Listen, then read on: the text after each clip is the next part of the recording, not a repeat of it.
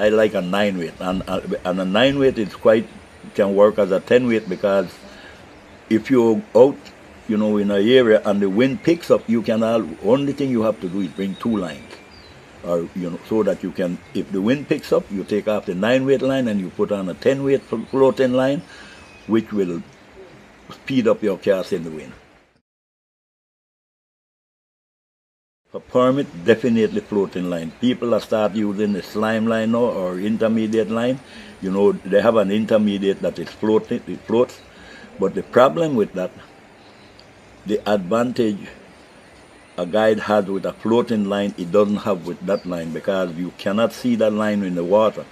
And when the guide is, how the guide works is, he can see the end of the floating line. He knows exactly where your fly is. He knows the action and the body movement of the fish, so he can tell you exactly when that fish pick up that fly. When you use that other line, it's all in your hand. And then if you don't know much about permit, it's an advantage to the permit, because he's going to eat your fly and you don't even know unless he picks it up and turn away. You know, so I advise, you know, if you're really serious and you're going to first time fish permit, try to stick to floating line. In this area especially, we don't go smaller than like 16-pound test. And if you have a butt section of, say, a foot on the fly line, you can use a 10-foot leader.